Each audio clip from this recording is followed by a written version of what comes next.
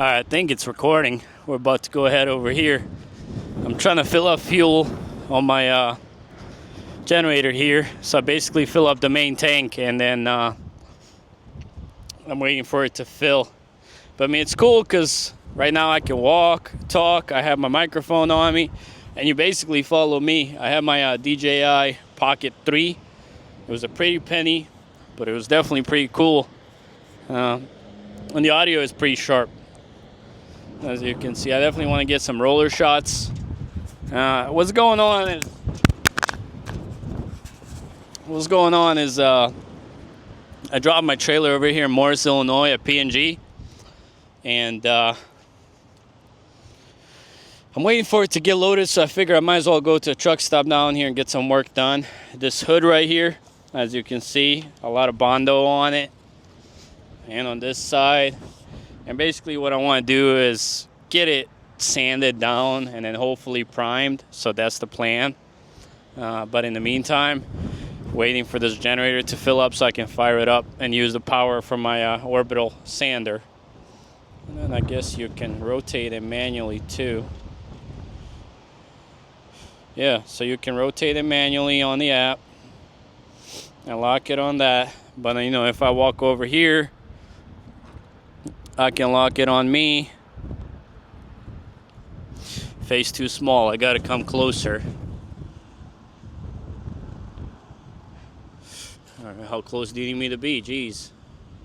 There we go. And then it's tracking. It's insane how good of a quality you can get out of this little camera. I mean, no wonder it cost almost $700. This DJI Creator combo, at least. This thing is taking forever to fill up. But yeah, let's do that. We're going to wait for this thing to fill up. Then we're going to fire it up. And then we're going to start getting to work and keep y'all posted. I know you can hear me, and I apologize for the generator here running. But I'll shut this off. This thing is all screwed up already. What I was trying to say is, what I really want to show you guys is the way I've been sanding lately. Instead of a regular sander, get yourself a cheap Harbor Freight polisher just like this one. It's probably not focusing on it because it's on my face. But this does really good job, because if you ever use the regular sander, you know that thing tries to twist your hand into it, and it's not fun, and then you get those cut marks into your material that you're working. But with this one, with being a random orbital, it's really good. And it's really easy to sand, which I'm about to show you here. Let's see, let's fire this thing up.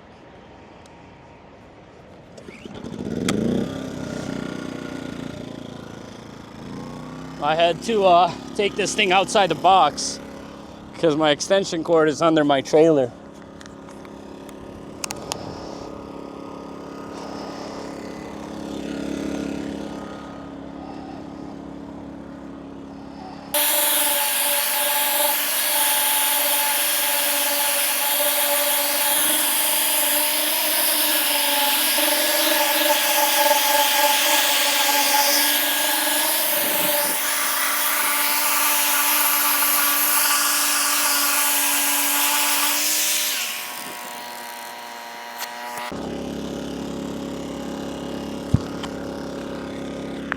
I think what happened there is I probably applied too much material, and I'm having a hard time taking it off.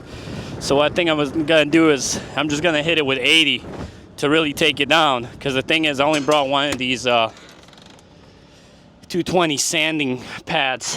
The rest of them are all 80. So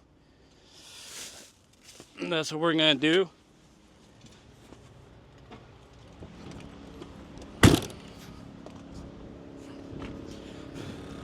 Probably just go ahead and hit this thing with 80. All right, let's do that.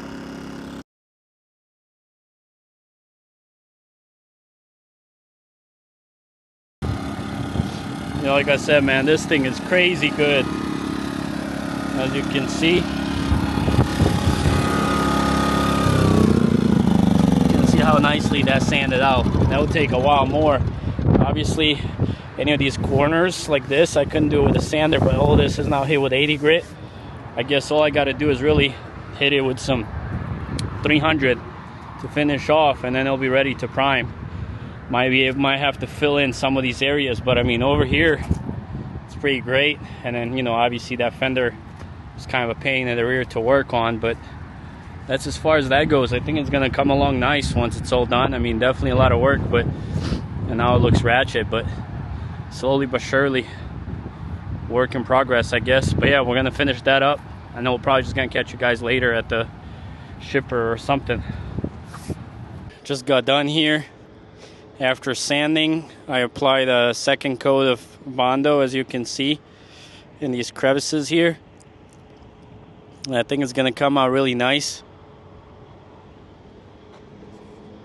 So we'll see. I mean, right now, I might end up having to get the different type of Bondo for smaller holes, because I don't know if you can tell, like right here, this big Bondo will not go into those holes. But then again, this is a semi-truck hood. It's gonna get all hit with rock chips and whatnot, so that's least of my concerns. So once this dries out, we're gonna sand it with some 220 and probably just leave it at that. And then we're gonna just go up there to P&G and call it a day. And then I don't know, I mean, I'm thinking whether if I should just primer seal this whole hood or just this area. But I feel like I might as well just do the whole hood, just paint it and call it a day, because I mean, it's not really a lot more work. Once I finish this section, all it is just sanding the whole hood with 300-400 grit, and that's it. Mask it off, primer seal it, and I might as well throw paint on just the hood. But yeah, catch you guys in a bit. Body work is pretty much done. As you can see, smooth as it can be, the whole thing. Got maybe a few little things just like this, little pockets, the last ones, but damn, this thing has come a long way. It looks like a fender now. Once it gets painted, you won't be able to even tell it was ever wrecked. Man, I feel tired as hell. I really worked quite a bit in that thing. I'm dirty. Time to go home. We're gonna go deliver this in St. Louis. I guess let me know what you guys think about the video and audio quality. Right now I'm shooting directly off the DJI microphone, not the external microphone, but figured I'd update you kind of on what we did. So let's show you. Yeah, I mean, this is kind of the final result. I think it turned out great. Once I fill in some little tiny holes, just like right here, that's about it. Like, the rest of it is pretty great. Just gotta hand sand it a little bit, do a 400 grit, and then we're gonna prime it. But I think it turned out awesome. I think if you guys were able to see the before, like true before, this piece here was completely missing when I hit a deer. So it just kind of like got glued in place, and it was rough, like this whole area. And then this here was completely missing, like here up to here was completely off the truck. It's kind of hard. I'm thinking I'm pointing at this, but like this gimbal is self-adjusting, so I gotta point it down. But yeah, I mean, I think it's gonna look really sharp once it's painted and everything matched. But yeah, that's as far as that goes. It's kind of cool how I can just spin this thing around back and forth. But yeah, we got done, and I don't know if I'm even gonna, I don't know if I'm gonna record anymore. That might do it. If I do, it'll be up at P&G, but I doubt it because battery's about to die. So that's probably just gonna do it for the video on this. Thank you guys for watching. Let me know your thoughts on my body work, as well as video audio quality of the new camera. I'm gonna go shower. Catch you guys later. Thanks for watching. Take it easy.